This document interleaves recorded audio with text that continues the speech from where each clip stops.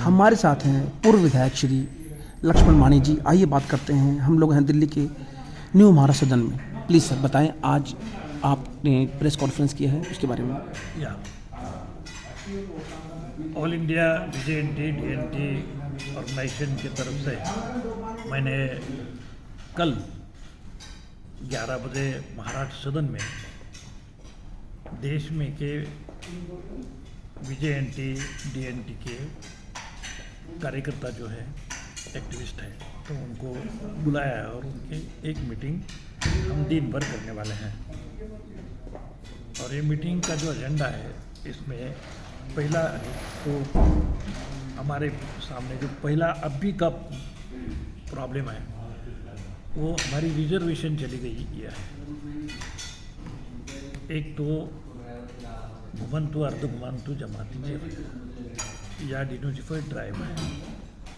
तो ये प्रॉब्लम ऐसा है कि ये सभी लोग एक ट्राइब है, ये डिनोटिफाइड ट्राइब हो या नोमैडिक ट्राइब हो, जो एब्सोल्यूट ट्राइब है, लेकिन इनका इंक्लूजन गवर्नमेंट की ना समझ के कारण या ब्यूरोक्रेसी को ये प्रॉब्लम ही नहीं समझ पाए, इसकी वजह से अलग अलग राज्यों में अलग अलग लिस्ट में इनको डाला गया है। दूसरी बात ऐसी हो गई है कि अकॉर्डिंग टू क्रिमिनल ट्राइब, तो 1871 का जो ब्रिटिश गवर्नमेंट ने बाय बर्थ क्रिमिनल एक्ट बनाया था, बाय बर्थ क्रिमिनल, और तब से लेकर 1952 तक हम लोग क्रिमिनल ट्राइब के वो कानून जो था, उसकी वजह से जो सेटलमेंट बनी थी देश में, उस सेटलमेंट में हम लोग थे। मेरे ख्याल से दिल्ली में भी ऐसे 3 सेटलमेंट हैं। उस तरह से पूरी देश में सेटलमेंट थी। और इन सभी सेटलमेंट में ये जो लोग थे हमारे पहाड़ों में, तो इन लोगों ने जो ब्रिटिश गवर्नमेंट के खिलाफ उठाव किया था, वो बिरसा मुंडा हो या उमाजी नाइक हो, तो इन लोगों ने जो उठाव किया था उनके खिलाफ, तो उसमें जिन लोगों को ब्रिटिश गवर्नमेंट पराजित नहीं कर पा सकती थी हाई हील के कारण, उनको बीवी बच्चों से बिरादरी को पकड़ के माइग्रेट किया गया। तो मेरी कम्युनिटी है केकाडी, या वहाँ पे कुरवा बोलते हैं या कुरवंजी बोलते हैं। तो तमिलनाडु से हम लोगों को उठाया और महाराष्ट्र में लाकर सोलापुर के सेटलमेंट में सेटल कर दिया। 80 साल हम लोग उस सेटलमेंट में थे, 3 पीढ़ियाँ। मैं तीसरी पीढ़ी का हूँ। पहली पीढ़ी तो हमारी इसमें गई, दूसरी पीढ़ी सेटलमेंट में गई।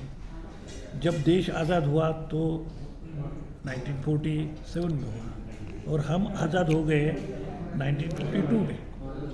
तब तक तो ये शेड्यूल ट्राइब की लिस्ट बन चुकी थी और हम थे ओपन जेल में। तो ओपन जेल का मतलब ऐसा है कि 3 प्रकार की वाई बाइंडिंग रहता था राउंड में। तो पहले राउंड में क्रिमिनल ज़्यादा रेड बेल्ट में रहते थे, उसमें अगर अच्छा हुआ आदमी सुधार गया तो उसको उठा के येलो बेल्ट पे डालते थे, येलो बेल्ट से उठा के ग्रीन बेल्ट पे डालते थे, ग्रीन बेल्ट से उसको मुक्त वसाहत में रखते थे। और मुक्त वसाहत में अगर वो अच्छा काम रहता है, क्रिमिनल नहीं है, उसका माइंड चेंज हो गया है, तो उसको उठा के फिर आज़ाद करते थे। लेकिन दिन में 3 दफ़ा उसको हाजिरी देना पड़ता था, यानी प्रेजेंटी देना पड़ता था कोतवाल के पास सामने। तो ये प्रेजेंटी देना जो था, उस पीढ़ी का मैं प्रतिनिधि हूँ कि जिसके बचपन में इस तरह से किया। और ऊपरा मेरी जो किताब है वो मेरी अपनी बायोग्राफी है, उसमें ये सब मैंने लिखा है। और that is very popular in Marathi and French, English, Hindi में भी है। भारत की 13-14 भाषाओं में उसका ट्रांसलेशन है। तो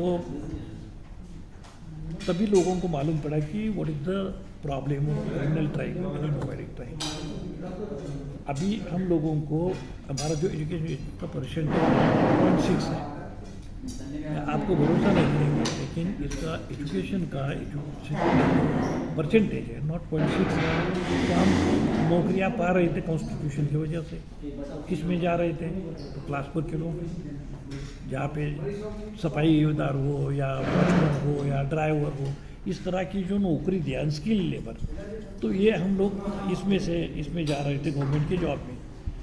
अभी 2000 साल से गवर्नमेंट ऑफ इंडिया और गवर्नमेंट ऑफ महाराष्ट्र या अन्य स्टेट, इन सभी देश के लोगों ने 2000 साल से धीरे धीरे प्राइवेटाइजेशन में जाना तय किया और रिजर्वेशन की पॉलिसी धीरे धीरे ख़त्म होती गई। और अभी 2017 से लेकर हम लोगों को वही पता चल गया है कि टोटल रिजर्वेशन ख़त्म हुआ है। एजुकेशन डिपार्टमेंट में तो क्लास 4 के लोग ही नहीं लेने गए तो पूरे जॉब गए।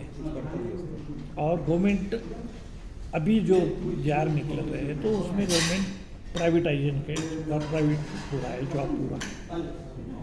तो इसका मतलब ये हुआ कि हम लोगों को नौकरी मिलेगी नहीं। एजुकेशन का ही प्रॉब्लम है। एजुकेशन के बारे में मैंने आपको हमारा परसेंटेज बताया 0.6, अभी 1% होगा ऐसा समझो। तो 75 साल में हमारी शिक्षा के लिए कितना तरक्की हमने की, तो 1% आ गए। और हमको रिजर्वेशन मिल रहा था वहाँ तक तो हम पहुँचे ही नहीं पाए। जब तक हम वहाँ पहुँचे ही नहीं पाए हैं, हमारा कोई IAS नहीं है, IPS नहीं है, हमारे अधिकारी नहीं है, सेक्रेटरीट में हमारे लोग नहीं हैं, तभी रिजर्वेशन अगर ख़त्म हो गया तो इसका मतलब क्या हुआ? डिस्क्रिमिनेशन बढ़ गया। हमारे राइट्स को हमको जो दिए थे बाबा साहब अम्बेडकर ने हमको जो राइट दिए थे वो सब चले गए। तो अभी हम इसके खिलाफ लड़ने के लिए कल इकट्ठा हो रहे हैं। अगर इसका डिसीजन करेंगे अभी देश में क्या करना है। जितने भी डिनोटिफाइड ट्राइब है, नोमैडिक ट्राइब है, इन सभी लोगों को हम बुला रहे हैं कि भाई हमको कुछ तो करना पड़ेगा। तो रिजर्वेशन बचाना है, कॉन्स्टिट्यूशन को बचाना है। अगर हमारे सिविल राइट गए, हमारे फंडामेंटल राइट गए, तो हम क्या करेंगे? फिर से हम लोगों को वर्ण व्यवस्था में लाया जाएगा। तो इसके खिलाफ हम लोग को तो बीजेपी RSS जो चाहती है वो हम कभी भी नहीं होने देंगे।